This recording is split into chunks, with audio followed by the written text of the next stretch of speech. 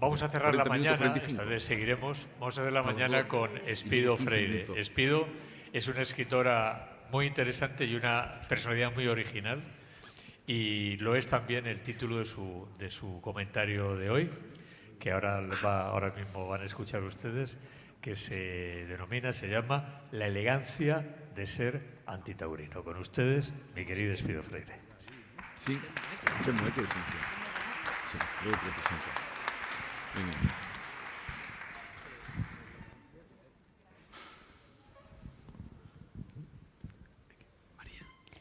Buenos días. Es un placer encontrarme aquí y volver a Sevilla, una ciudad llena de arte, que hace 15 años me premió a través de su Ateneo con el premio literario que lleva su nombre. Es además particularmente refrescante ver a tantos señores en la sala. Estoy generalmente acostumbrada a que en los conciertos y en las conferencias literarias y sobre todo en los clubes de lectura tenemos que ir atrapando señores por un lado o por otro. De manera que es muy agradable encontrar una audiencia masculina tan nutrida como en esta ocasión. Yo, ha dicho Arturo que soy una personalidad como original, interesante. Lo cierto es que si algo soy es independiente. No tengo ni ningún tipo de apoyo ni ningún tipo de vínculo ni con ningún partido político, ni siquiera con PACMA, ni tampoco con ninguna camarilla de ningún sentido. Lo cierto es que siempre he decidido mantener una distancia lo suficientemente segura como para poder criticar casi todo lo que a mí no me conviene. Y eso hace que muchas veces lo que yo diga no guste demasiado ni a unos ni a otros. Pero al fin y al cabo es el riesgo de la independencia y es el riesgo también de la libertad. Me había planteado no volver a hablar de este tema después de dos experiencias que no fueron particularmente agradables. La primera fue en otoño del año 2010, cuando expuse frente al Parlament català mi posición. En esa posición yo defendía no solamente que yo defendía los derechos de los animales, sino por qué y de qué forma. Mi compañero entonces era Jorge Wagensberg y él, ya fallecido, expuso ante los ojos de quienes nos escuchaban las armas que el torero emplea. Fue, por supuesto, muy vistoso y fue también quien se llevó todas las fotografías, porque sacar de pronto un estoque o cualquiera de los cuchillos, de las herramientas, de las armas que sirven para descabellar, resulta descontextualizado y fuera de ese maravilloso entorno de música y de colores. Mientras estaba sentada, escuchaba a una señora del público hablar de su fascinación por la música, por la alegría, por el color de la plaza. Pero descontextualizado de todo eso, el hecho casi innegable era que frente a esos aparejos era imposible negar el sufrimiento del animal que lo recibía. Pero bueno, mi intervención fue mucho menos brillante. Yo hablé de por qué a mí me parecía que no tenía que incorporarse dentro de la cultura la tauromaquia. Hablé de mi padecimiento con el toro y de mi padecimiento con el torero. No les gustó, como digo, a prácticamente nadie. Y lo cierto es que el resultado de esa argumentación fue agridulce. Lo fue porque, si bien se consiguió la prohibición, quedaron protegidos y quedaron exentos de esa prohibición los festejos taurinos, en los cuales se incluyen hechos, creo que aquí se habló ayer, ¿no?, de una crueldad tan extrema que ni siquiera los propios taurinos defienden como parte de la tauromaquia. Y quedaron protegidos y, por lo tanto, la sensación de que lo que en aquel Parlamento habíamos hablado y habíamos argumentado quedaba parcialmente utilizado por intereses políticos estropeó gran parte de la satisfacción que podríamos haber tenido. A todo esto, mi coste personal fue alto. Yo no solamente fui tachada de ser independentista yo, o antiespañola yo, sino que estuve recibiendo antes y después distintas amenazas. No solamente a título personal, sino también de otro tipo de... En fin, dejémoslo. Por entonces no estaban las redes sociales, se llevaban a cabo principalmente a través de la página web, de manera que llegaban a mí a través de mi correo personal, incluso de mi correo de otro tipo.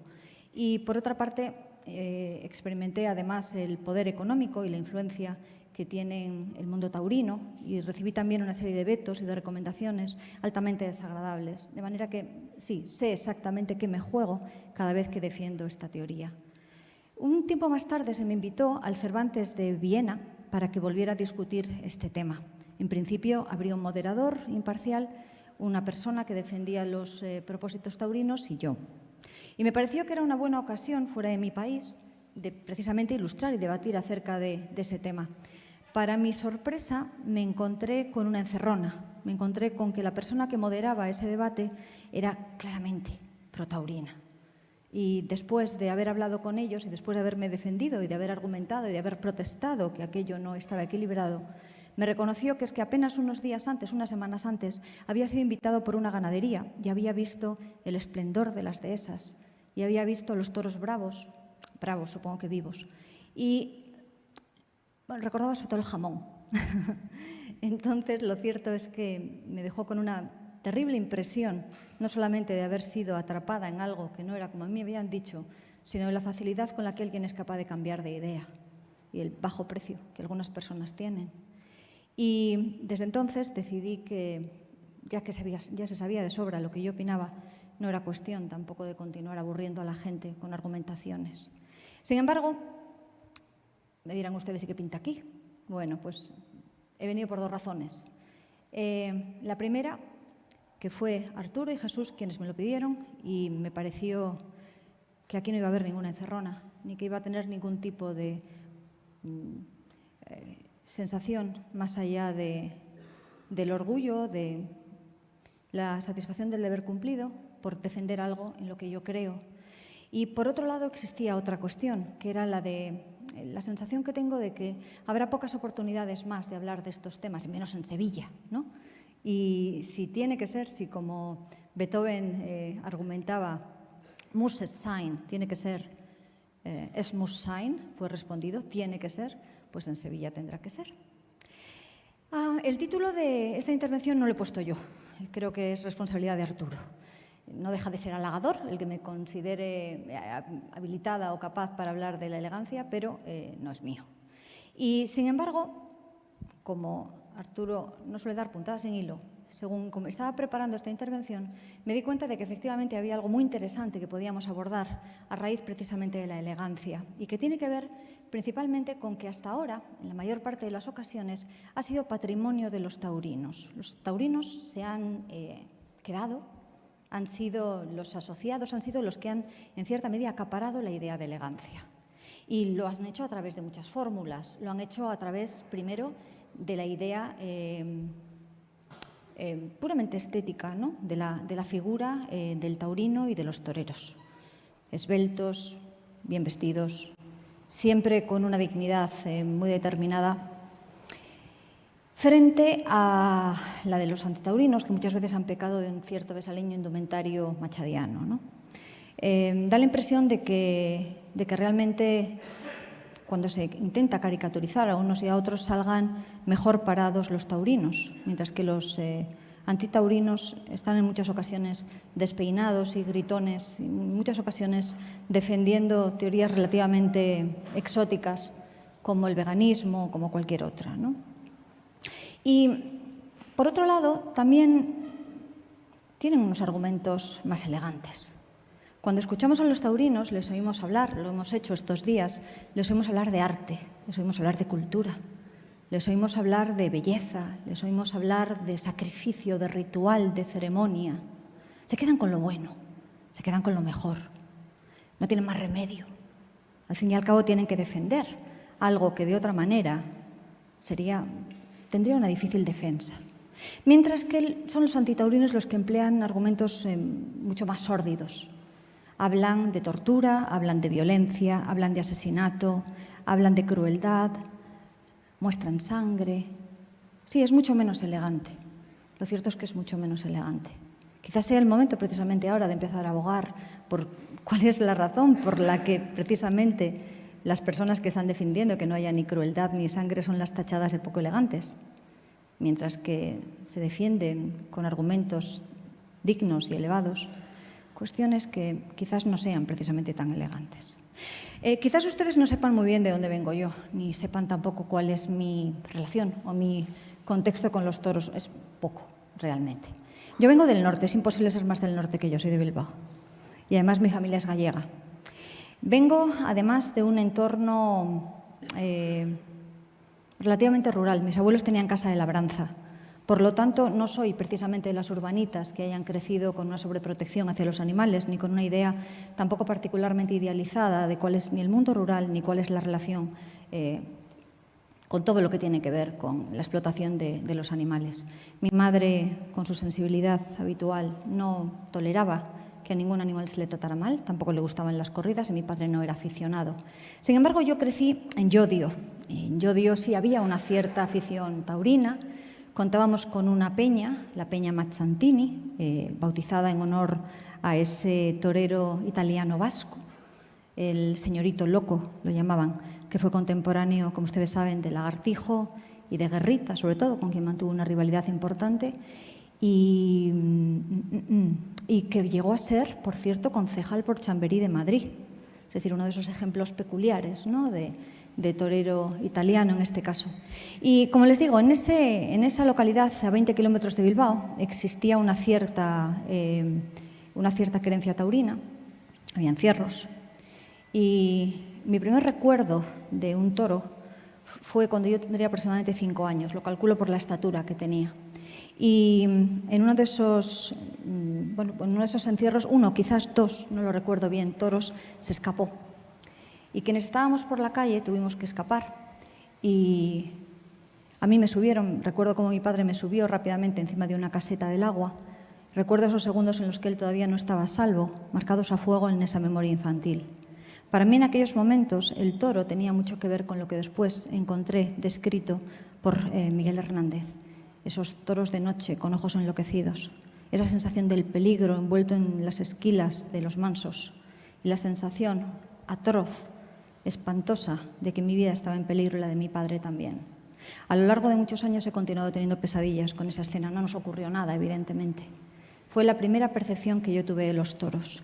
No se encuentran entre mis animales favoritos, precisamente. Podría contar 20 antes de mi simpatía por los toros. Con el tiempo, en cambio,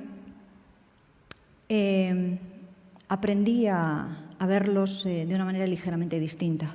Mis abuelos, ya les he dicho, tenían ganado y aprendí también como un animal acorralado, como un animal al que le pica de pronto un tábano o como un animal desviado también de su manada, privado de la seguridad que tiene, puede comportarse, lo imprevisibles que pueden ser, lo interesante además que es entender cada una de las circunstancias en las que nos encontramos con un animal y cómo también es imposible preverlas todas. Y como le digo, con el tiempo fui ganando una cierta simpatía y sobre todo fui entendiendo mejor toda la complejidad, tanto nerviosa como de dignidad animal que tienen los bóvidos.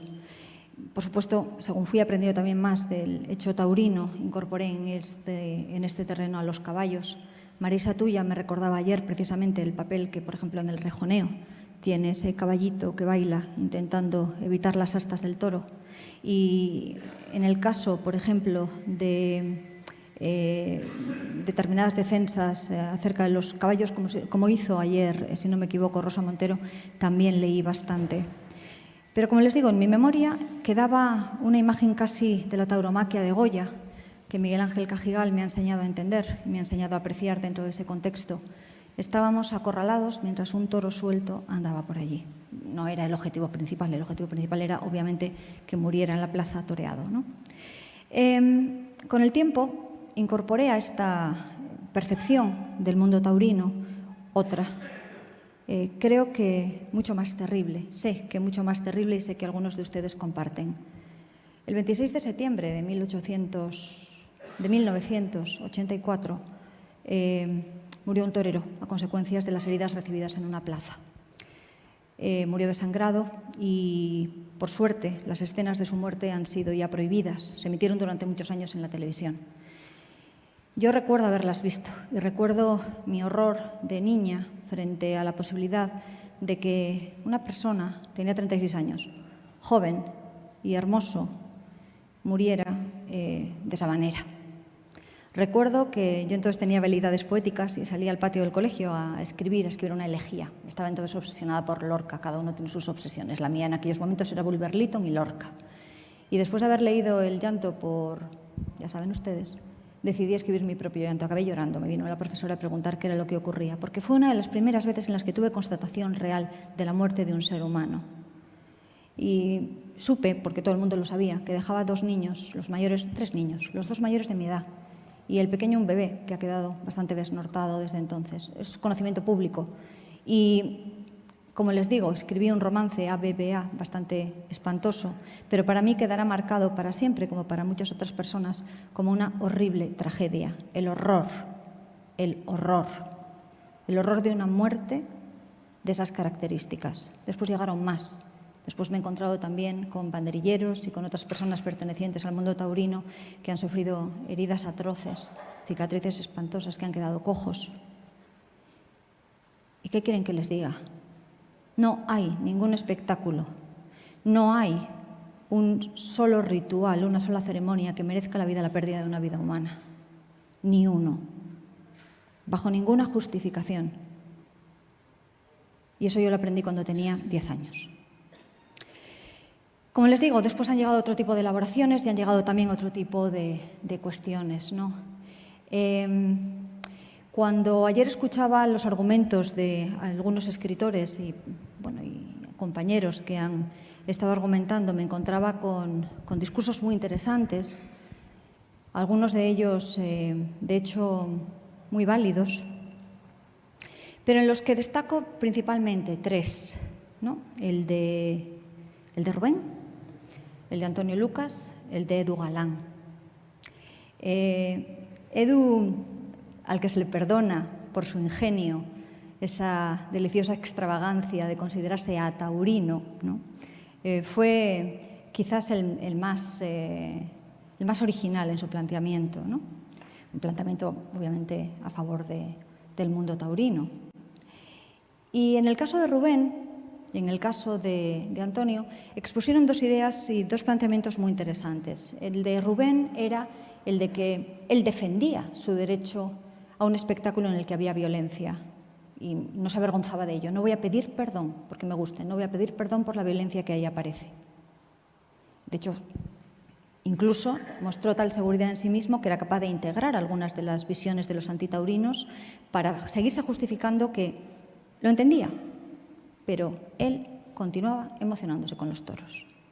La postura de Antonio era diferente. La de Antonio era, sé que hay violencia, sé que existe muerte, sé que existe, pero elijo no verla.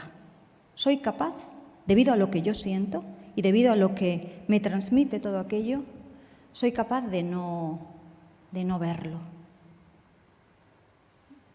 Pero lo cierto es que está. Y lo cierto es que ninguno de los dos lo defendiera o lo excusara, podían eludir la realidad de lo que ocurre en cada una de las plazas. Uno puede disfrutar con ello o puede incluso absorberlo dentro de su experiencia estética, se ha dicho aquí en varias ocasiones, y el otro puede decidir sublimarlo y elevarse por encima de esa experiencia para concentrarse únicamente en lo que desea. Pero bueno, lo que allí se produce son ruidos, mugidos, huidas, sangre, heces, despiece. Lo que se produce es enormemente antiestético, lo que se produce es, en muchos aspectos, aterrador. Es muchas veces necesario una aproximación paulatina, una familiarización con la violencia, con ese tipo de espectáculos para poder apreciarlo.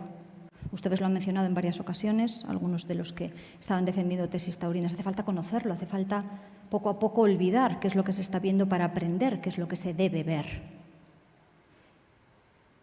Y, por otro lado, eso es interesante, porque efectivamente se elige cuáles son los argumentos que aquí se exponen y se elige qué se quiere ver y qué no se quiere ver. Exactamente igual que se escoge también de una forma retórica qué es lo que se va a poner en valor dentro de la experiencia taurina. Y Ahí es donde llegamos además a aspectos muy interesantes, porque casi todos ellos tienen que ver con la pertenencia a un grupo especial, la pertenencia a alguien que siente algo. Hay que tener una sensibilidad especial para apreciar lo taurino. Hay que estar dentro de ese grupo. Todos los que no estamos dentro de ese grupo quedamos excluidos. No somos suficientemente sensibles, o quizás lo seamos de más. Pero el caso es que no pertenecemos al grupo de los elegidos. ¿Y saben qué ocurre?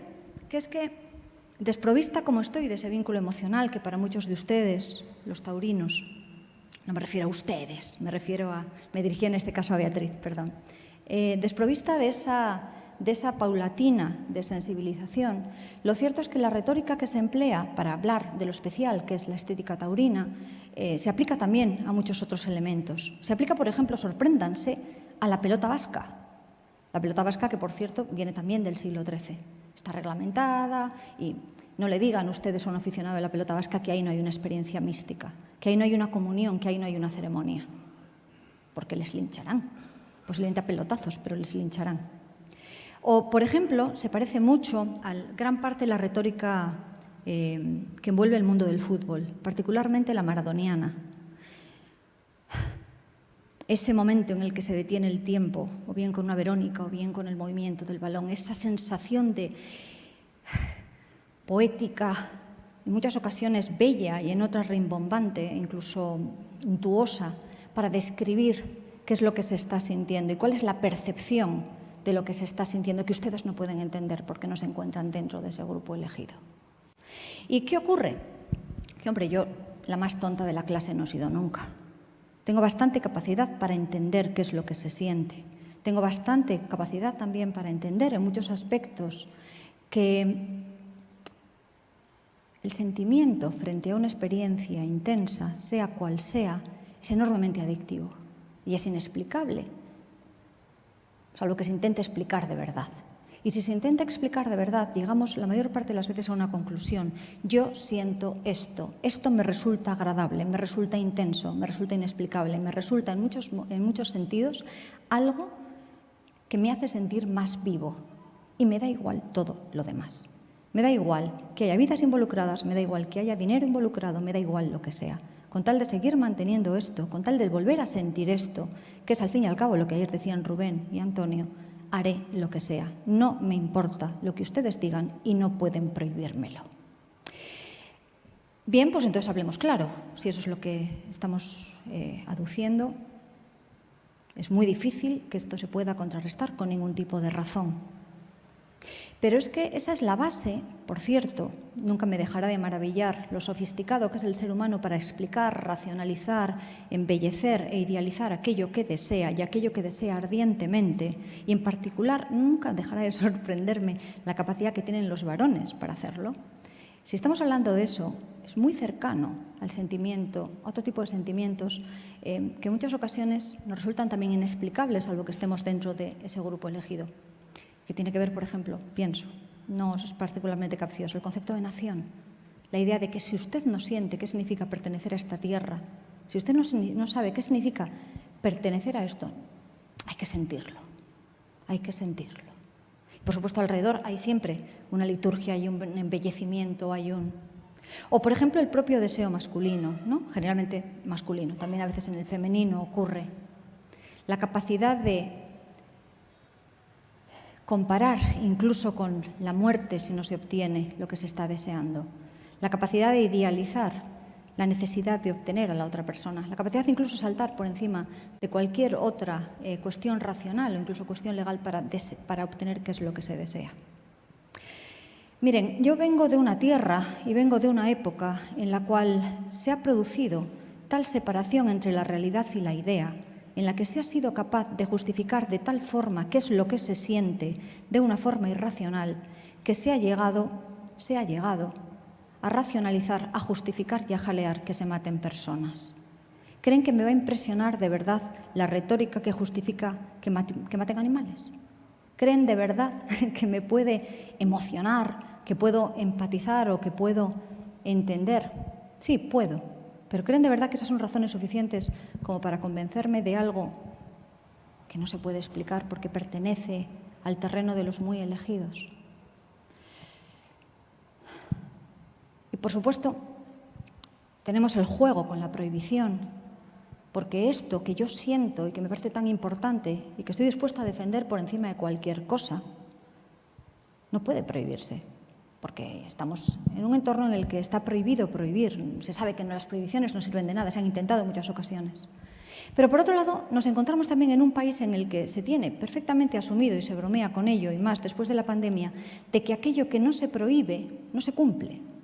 Entonces tenemos una paradoja perfecta, no se puede hacer nada, solamente se puede dejar, por lo tanto, que ese deseo sea legítimo o no, esté construido en una base más o menos moral o no, esté construido en algo que no sea más que el capricho humano.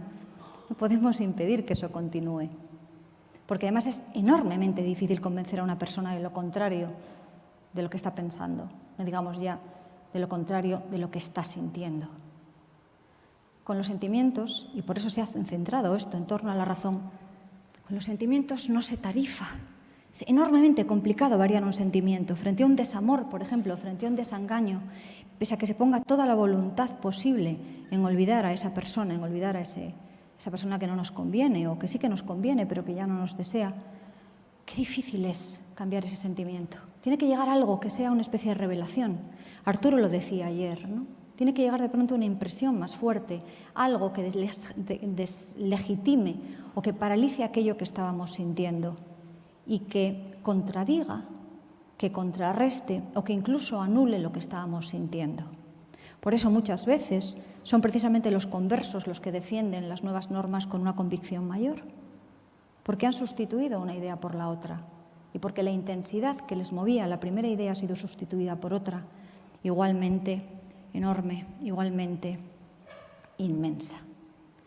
Hay muchos argumentos que a mí me apetecería ir moviendo, pero el tiempo es limitado. Me imagino que ustedes querrán hacer preguntas y todavía me quedan algunas cosas por contar.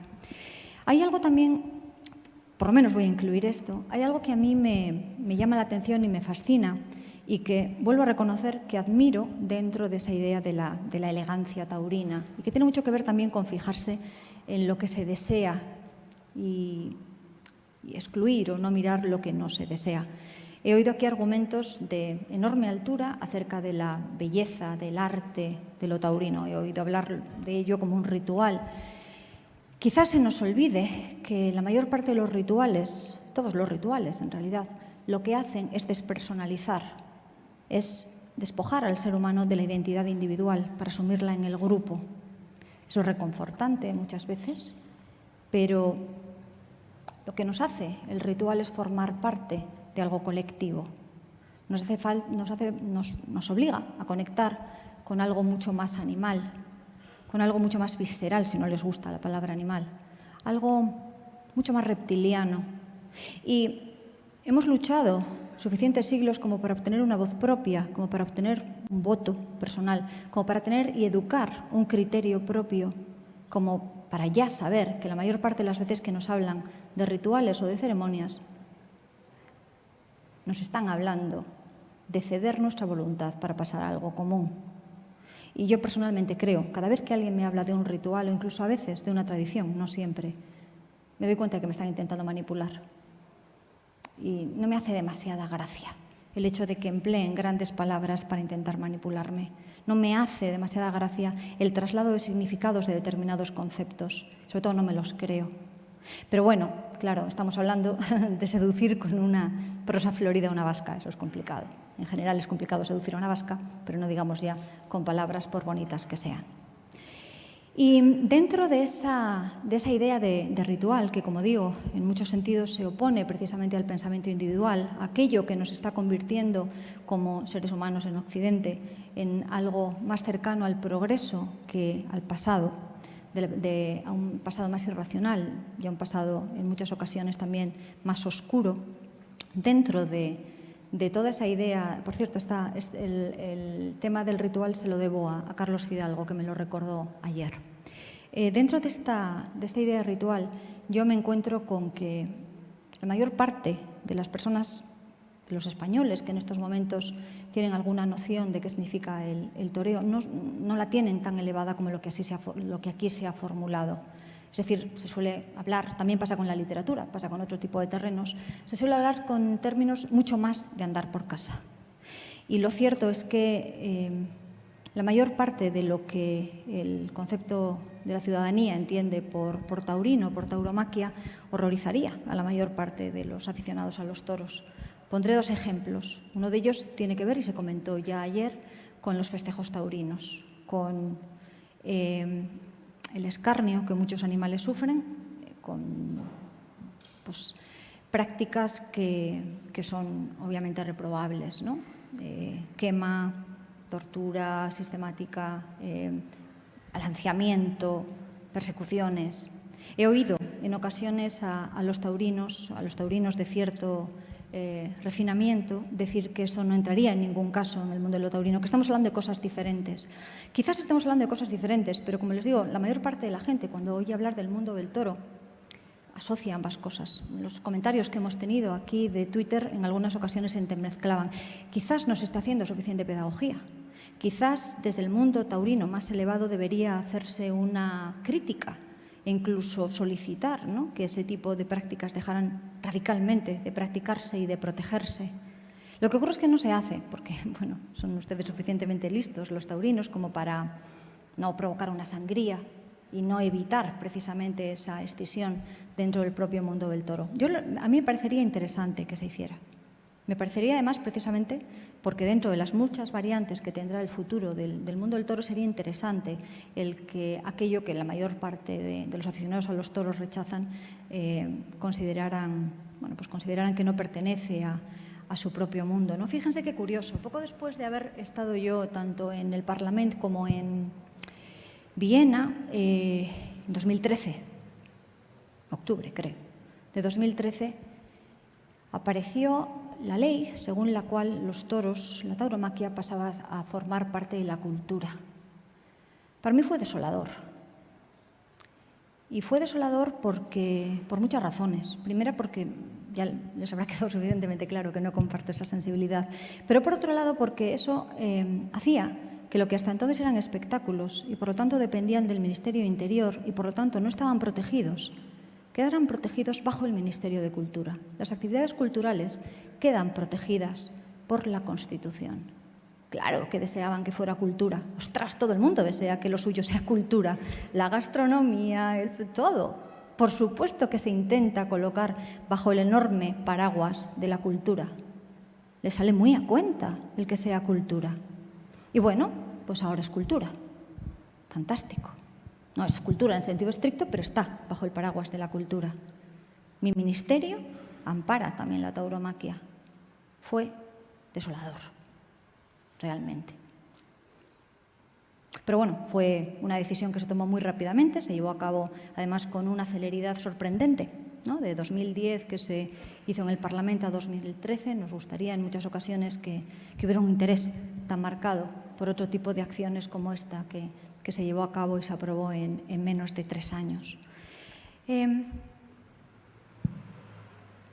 La otra parte que muchas personas asocian al mundo de la tauromaquia tiene mucho que ver con un fenómeno que a mí particularmente me repele y me causa un enorme rechazo, que tiene que ver con el mundo de la prensa del corazón, con el mundo de los programas del corazón, en los cuales constantemente aparecen toreros, constantemente aparece el mundo del toro vinculado, esposas, amantes, escándalos, etc.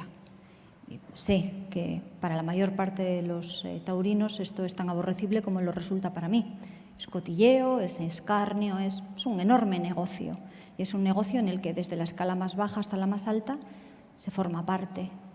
Y en ocasiones con más elegancia y en ocasiones con una zafiedad evidente, es innegable el que para la mayor parte del público el mundo del toro esté también asociado al mundo del corazón. Lo ha sido, no es nada nuevo, lo fue en el siglo XIX, lo fue también a principios del XX, lo ha sido.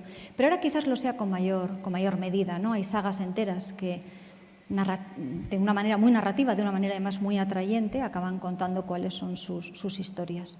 Repito, estoy segura, porque me consta, he hablado con distintas personas, de que esto es algo que les resulta muy al margen de lo que se considera que es la alta tauromaquia. Pero es que la mayor parte de la gente no lo distingue. Yo he tenido la suerte de encontrarme a lo largo de mi vida con varios toreros y de conversar con ellos. Me he encontrado con ellos en programas de televisión, en tertulias, en congresos, Entrevisté a una torera para El Mundo. La pobre criatura me contó que por las noches soñaba con sangre, lo veía todo rojo y soñaba con sangre. Y en algunas ocasiones me encontré también con alguno que, firmando en la Feria del Libro, el libro no lo había escrito él, eran sus memorias, pero lo firmaba él. Encantadores, la mayor parte de ellos, algunos más reservados, algunos más cultos, otros menos cultos. Lo cierto es que desprovistos, como estaban las armas de mi amigo Jorge encima de la mesa del Parlamento, desprovistos de gran parte de l'aura, de gran parte del principio de autoridad y desprovistos también de esa sensación de privilegio que muchas veces se tienen, casi ninguno de ellos, por no decir ninguno, ha dejado una huella perdurable en mí. Pero, como comencé diciendo, yo no soy particularmente sensible a este tema. De todas formas, querría decir que este debate ha sido muy interesante, pero en cierta medida también es absolutamente inútil. Ayer lo dijo Edu, no es relevante. Es entelequia y es apasionante discutir con gentes que ven cosas de una manera diferente, aprender, anotar datos, anotar estilos argumentativos, ¿no? Desde la ironía a la sátira, desde el entusiasmo al fervor. Pero lo cierto es que yo tengo la impresión, y algunos de quienes han intervenido aquí lo han dado por hecho y lo han dicho, tanto taurinos como antitaurinos, que en realidad de lo que estamos hablando es ya del pasado. Porque estamos recibiendo, en cierta medida, la luz de una estrella ya muerta. Rosa daba ayer, según los datos que me ahorra, por lo tanto dar, daba unos 30 años al mundo de la tauromaquia. Yo no sé cuántos serán, no sé cuántos quedarán, dadas las estadísticas y dadas también las nuevas sensibilidades. Me da la impresión de que serán menos. Yo soy aún joven, espero verlo, espero ver ese final.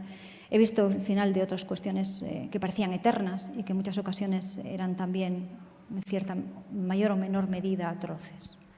Estoy convencida de que eso acabará por varios motivos y la mayor parte de los taurinos también son conscientes de ello, porque nos encontramos en un mundo que ya no acepta ni va a entender ningún tipo de las explicaciones dadas a lo largo de estos días, porque estamos viviendo tiempos nuevos y viviremos tiempos aún más nuevos. Hay una zona en el Everest, también en el K2, que llaman la zona de la muerte. Quien se adentra por ahí está todavía vivo, pero nadie le rescata, nadie va por él porque saben que no merece la pena, que en cierta medida lo que estamos contemplando son ya personas que han muerto. Tengo la certeza de que eso es lo que nos ocurre, lo que nos está ocurriendo ahora mismo con la tauromaquia. Continuará habiendo debates, sin duda, continuará habiendo, por supuesto, corridas, continuará habiendo defensas, pero lo cierto es que estamos hablando de algo que ya no tiene ningún tipo de vigencia, ningún tipo de sentido general. Por supuesto, para muchas personas de las que se encuentran aquí sí la tiene, son parte interesada. Como yo no lo soy, no me va nada en ello, puedo afirmarlo con esta rotundidad. No va a interesar, no va a continuar interesando. De todas maneras, se continuará manteniendo, como digo, durante mucho tiempo y se mantendrán cuestiones muy interesantes relacionadas con la tauromaquia. Por ejemplo, las plazas de toros. Estoy convencida de que ayer mencionó Rosa cuál era más o menos el número, ¿no?, de los gestores de plazas taurinas. Cuidarán y mimarán, de la misma manera que hacen ahora con los festejos taurinos, el resto de las actividades que se lleven a cabo en ellas. Se ha producido ya en varios lugares, ¿no?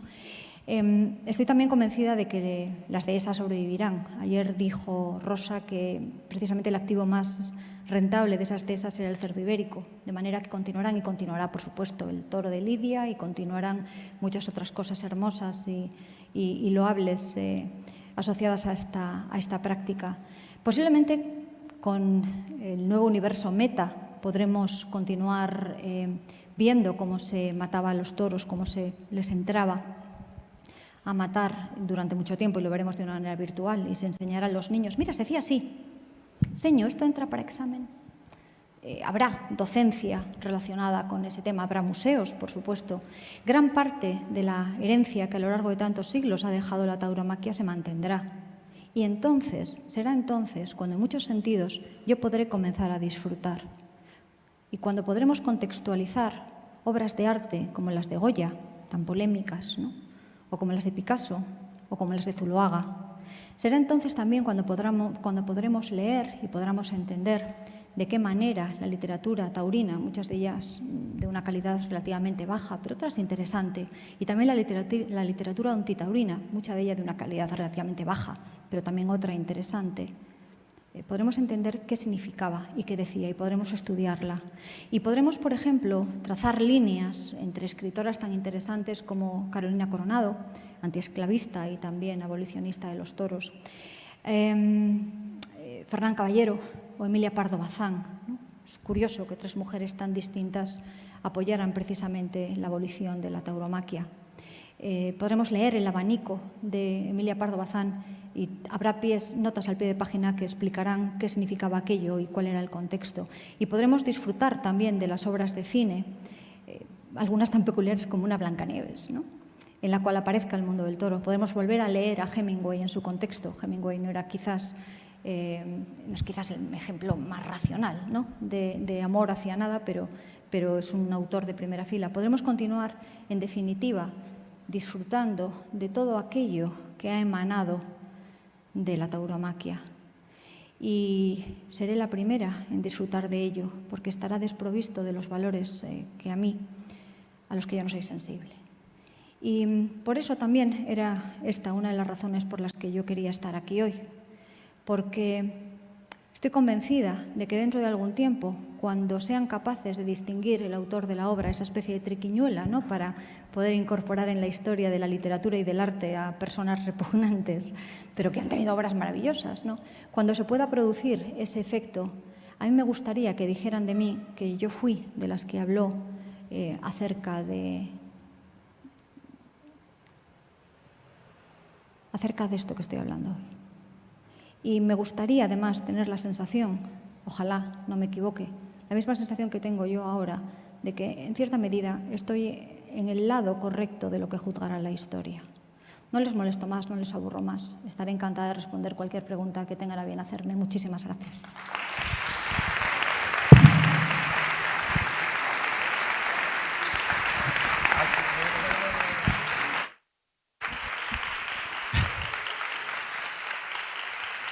Han escuchado ustedes a Espido Freire, siempre serena, siempre original, siempre interesante y siempre inteligente.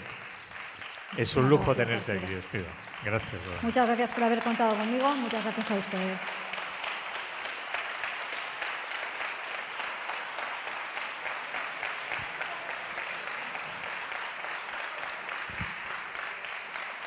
Como ven, el título que maliciosamente le puse a la conferencia o la charla de Espido era absolutamente apropiado. La elegancia de ser un titulino.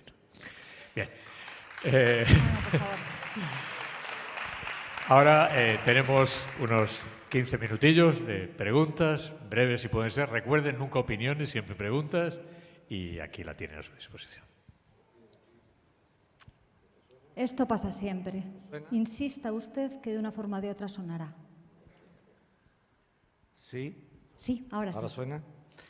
Muchas gracias por tu exposición, elegantísima, tanto en tu visión exterior como en tu dicción.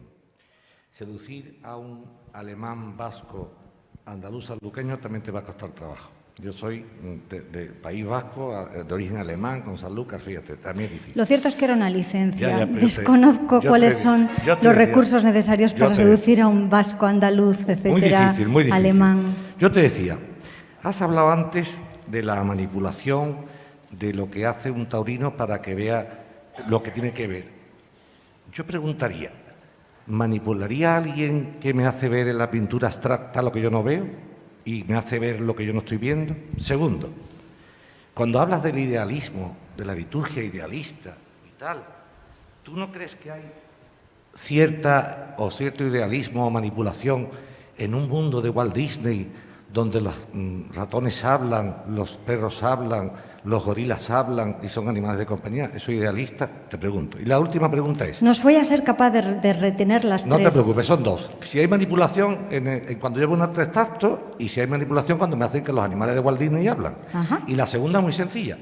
¿Has recordado ayer el pasaje tan bonito de Arturo Pérez Reverte cuando él hace una conversión, no antitaurina, sino deja de ir a los toros, como pasa muchas veces en personas, que dice, bueno, vi a mi animal y eso me hizo dejar de ir a los toros?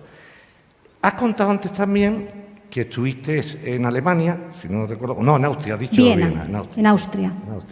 Has dicho que estuviste en Viena y que la persona que moderaba fue como una especie de encerrona porque la habían llevado a ver toros. No fue una encerrona, no fue una especie. Fue a ver toros, Yo pregunto, ¿por qué puede existir la conversión de Arturo Pérez Reverte a no ir a los toros y no puede existir la conversión de un animalista que va a las fincas, ve los toros y se vuelve taurino? ¿Puede existir la conversión al contrario o solamente la de San Pablo? Muy bien. En el caso de la pintura abstracta, está usted mezclando algo que, en lo que no soy experta, tampoco es que lo sea precisamente en el tema del tauromaquia, pero que tiene que ver con el paso de lo figurativo a lo abstracto. La mayor parte de las veces ese tipo de salto requiere de una familiarización. En ese caso de familiarización, por ejemplo, la mayor parte de las veces se llama educación y la mayor parte de las veces además no tiene que ver con lo que se está viendo, sino con qué se está interpretando. No hay, por lo tanto, un aleccionamiento. No, en la educación taurina estamos hablando de una desensibilización frente a la violencia. Exactamente. No, bajo ningún punto de vista se puede aceptar que el hecho de exponerse repetidamente a un hecho violento no sea una desensibilización. Y está ampliamente reconocido por cualquier psicólogo a quien usted tenga bien consultar. En el caso del tema de Walt Disney, estamos hablando de fábulas. Las fábulas comienzan ya con eso, pues son un tema totalmente diferente. No estamos hablando de dulcificación, estamos hablando de metáforas. Y en el último caso, el de la conversión de Arturo Pablo Saulo Reverte y de quien en su momento moderaba, hombre, estoy absolutamente convencida de que no hubo jamón ibérico por medio de la conversión de Arturo Pérez Reverte y, sin embargo, sí que había evidentemente un elemento sensorial muy atractivo en la conversión de la persona que a mí me habló. Quizás había unos motivos más profundos. A mí lo que me transmitió fue eso y así se lo transmito yo a ustedes. Las conversiones se producen en todos los momentos y en todos los tiempos. Son reversibles y son irreversibles en algunos casos y generalmente se perciben con idéntica intensidad. En este caso, de todas maneras, como les digo, yo hablaría no exactamente de una conversión, pero estoy atreviéndome a juzgar las emociones y los hechos de una persona a la que conocí muy brevemente y a la que hace muchos años que no veo. Otra pregunta. Ahí, por favor. Hola, soy Sebastián y... Buenos días, Sebastián. Quería preguntarte más bien, ¿crees que a la vista, en este foro, por ejemplo, tenemos Le escucho muy mal, espere que van a aumentarle. En este Creo foro, que sí, a la vista de... A la vista de cómo actualmente el empoderamiento y el crecimiento del feminismo que está haciendo que precisamente esa sensibilidad mayor hacia ver la parte que nosotros vemos, yo soy animalista por supuesto, hará que precisamente la fiesta de los toros se acelere su final, precisamente porque esta transición pueda ayudar un poco, ¿no?, a crear esa nueva conciencia. Es una pregunta muy interesante que ha sido además analizada y formulada en varias ocasiones, ¿no? ¿Hasta qué punto, lo comentaba ayer Rubén, si no me equivoco, comentaba que había un problema evidente con el machismo y el mundo del toro, ¿no? Yo no me atrevería a ser categórica, porque primero no hablaría tanto de feminismo, sino de feminismos, y dentro además de la valoración estética y emocional de las mujeres nos encontramos con una variedad enorme. Nos encontramos con mujeres que son muy taurinas, nos encontramos con mujeres por ejemplo, que consideran que una reacción violenta o defensiva o incluso agresiva puede ser justificada en determinados casos. Es decir, nos encontramos con una variedad enorme.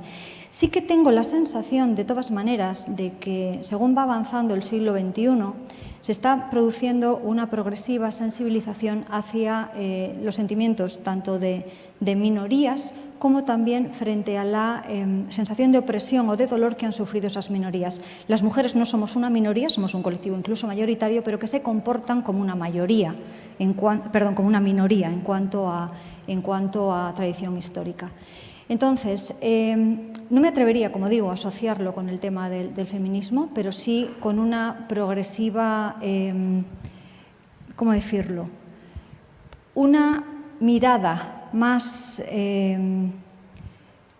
sesgada y también mucho más atenta a cuáles son los sentimientos y las emociones ajenas. Es decir, no a pensar tanto en bloques como a pensar en un tipo de sensibilidades diferentes. Por supuesto, esto conviene a algunas personas y a otras personas que tradicionalmente han ejercido el dominio de qué debía decirse, qué no debía decirse, qué es correcto sentir y qué no es correcto sentir, es mucho más inconveniente, pero no podemos ganar todos, ¿no? Si estamos pensando en una sociedad más justa y más democrática, todos deben ser escuchados.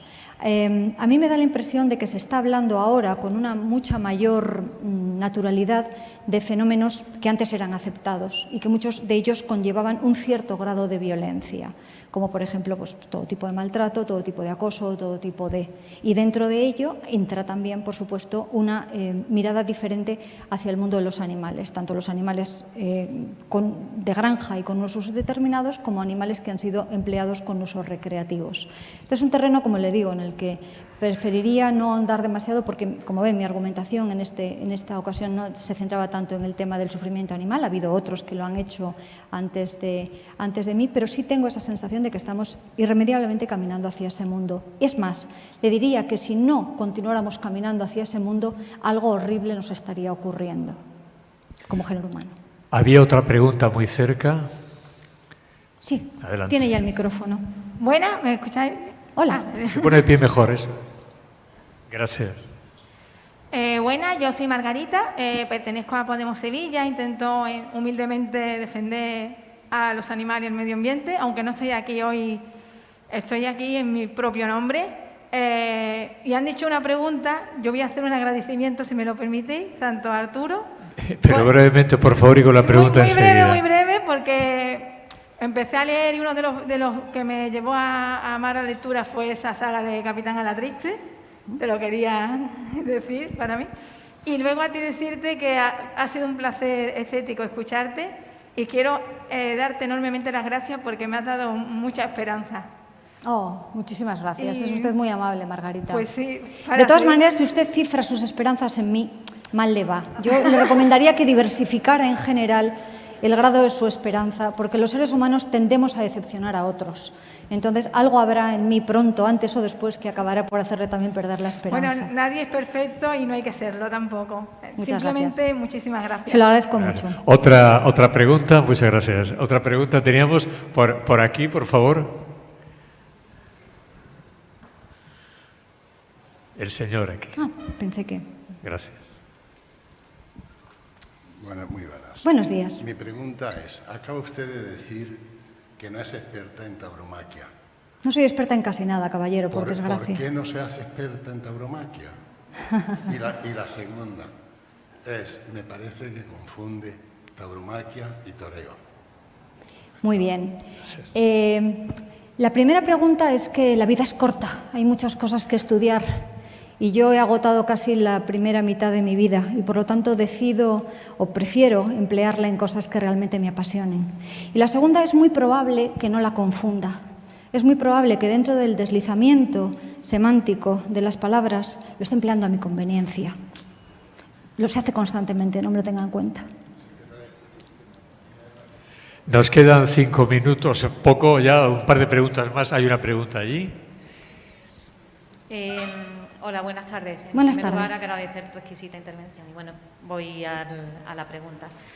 Me llama la atención en este debate tan interesantísimo que en ningún momento se han utilizado palabras como compasión o cuidado. Parece que nos da miedo porque que queremos llevar a una altura intelectual que es muy válida y muy enriquecedora el debate, pero se está desmereciendo ese impulso primigenio tan positivo y tan loable. ¿Por qué? Porque tenemos miedo o pensamos que vamos a ser infantilizados de usar esos argumentos? Bueno, en mi caso se me pidió que empleara argumentos principalmente intelectuales, principalmente racionales. Por lo tanto, podía, por supuesto, hablar de pasión y podía emplear la idea de pasión. He empleado otros términos altamente emocionales, pero me parecía que precisamente uno de los límites podría estar ahí. Y en el tema de los cuidados es muy posible que se trate o que se deba a que nos encontramos en un entorno mayoritariamente masculino, donde los cuidados generalmente carecen de prioridad y no tienen demasiada importancia. Deduzco que será por eso. Como ya han advertido con claridad, se ha procurado siempre, y esto enlaza con la pregunta, que sea mantener el debate en un plano intelectual, no en un plano emocional. En lo emocional es fácil incluso calentarse, en lo intelectual es más fácil llegar a comprender los argumentos de la parte opuesta. Por eso se ha mantenido, y hasta ahora todos los ponentes, como han visto, se han mantenido en ese excelente nivel. Otra pregunta, por favor. ¿Qué hay? Buenas tardes. Buenas tardes. Muchas gracias por su conferencia. Ha sido realmente un auténtico lujo y un placer estético tanto oírla como escucharla. Muchas su alemán gracias. y su forma de hablar. La pregunta me ha parecido entender que cuando algo esté muerto podrá ser objeto de estudio, que cuando la tauromaquia esté muerta la podré disfrutar. Me ha parecido entender algo de eso. ¿Habrán entonces merecido la pena 800 años de tauromaquia? Gracias. Bueno, qué interesante cuestión, ¿verdad? Es decir, creo que me estaba dejando llevar en cierta medida por esa idea tan española de que las tesis han de llevarse a cabo sobre autores fallecidos o en muchas ocasiones sobre elementos o sujetos, asignaturas que están en cierta medida cerradas. La mayor parte de los objetos de estudio se hacen de una manera diacrónica y no sincrónica, ¿no? Entonces a eso me refería, a que es siempre más sencillo tener una visión general cuando algo se ha rematado, cuando algo se le ha puesto fin, que de otra forma. ¿Habrá merecido la pena? ¿Puede justificar, que este es otro tema y sería abrir otro melón, puede justificar una experiencia tan nutrida y tan variada como la tauromaquia, en la que ha habido muchos elementos distorsionadores, riqueza, sufrimiento, muerte, difusión, popularidad, viajes, identidad? ¿Puede justificar todo eso un estudio o un disfrute posterior? ¿Puede la historia justificar en sí misma el placer que se extrae de entenderla? ¿Puede, yo que soy apasionada, por ejemplo, de la Primera o Segunda Guerra Mundial, puede justificar el que haya existido el placer que yo extraigo ahora de intentar entender mejor al ser humano? Me parece difícil que pueda ser así, pero como le digo, nos daría para otro debate que estaré encantada de llevar a cabo en otra ocasión. Bueno, siempre quedan preguntas pendientes. Vamos a la última ya, allá, que sea breve, por favor, ya es tarde y tenemos que irnos.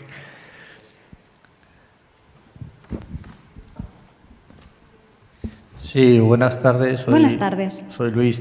Quería saber qué piensa usted de las personas que arriesgan su vida en el mundo del espectáculo o del arte. No las conozco a todas. No puedo obviamente, pensar gran en cosa. general, ¿qué piensa de las personas, no sé, que están en un circo y están para entretener a la gente, se arriesgan la vida de una manera o de otra, o participan en actividades que dentro del mundo del espectáculo, de lo que es el entretenimiento de las personas, o pensando hacer lo que ellos piensan? Sí, lo he entendido perfectamente, no se preocupe. Sí, podemos estar hablando, por ejemplo, del mundo del motor, ¿no? En el que se arriesga de una manera muchas veces evidente. De hecho, mueren personas en el mundo de la moto o bien de la Fórmula 1, algunos de ellos jovencísimos, ¿no? Hace muy poco hemos tenido, por desgracia, algunos accidentes, incluso con niños o con jovencitos españoles. Exactamente lo mismo pasa también con el circo, pasa con determinadas habilidades. Hay accidentes que muchas veces tienen que ver con la temeridad, tienen que ver muchas veces también con la juventud y con la falta muchas veces de habilidad. Sin compararlos con el mundo del toro, porque son dos fenómenos totalmente distintos. Aquí no hay un enfrentamiento a un animal peligroso, no hay un enfrentamiento a un animal que en un momento determinado pueda herir, sino una máquina o bien una habilidad. Le confesaré mi incapacidad de disfrutar de algo si sé que la vida de una persona está en riesgo. Por lo tanto, sé que es muy subjetivo, todo esto tiene que ver con un altísimo elemento subjetivo, pero yo no puedo disfrutar, no puedo. Me resulta absolutamente imposible el entender que que eso esté pensado para mi disfrute. Por supuesto, no está pensado para mi disfrute, está pensado para el de ellos, está pensado para la propia responsabilidad que adquieren y demás, pero eso no me lo justifica. Y por otro lado, estamos siempre hablando, además de desembolso, sobre todo en los deportes de riesgo, de altas cantidades de dinero, ¿no? O de la aspiración a altas cantidades de dinero, o a la fama, o ayer se habló del concepto de vergüenza o de dignidad que tiene uno cuando desempeña su profesión. Cada uno tendrá sus motivos y yo no soy nadie para juzgar qué motivos llevan a una persona a poner en riesgo su vida de esa forma. Desde luego, yo soy incapaz de disfrutar con ello. Terminamos aquí. Esta tarde, les recuerdo que a las 7 empiezan los últimos capítulos de este debate. Hay cosas muy interesantes, entre ellos estará aquí el maestro Espartaco en una conversación a fondo sobre cosas interesantes. Y bueno, espero que nos acompañen hasta el final. Gracias por estar aquí y por favor despidamos a Espido con el aplauso que merece.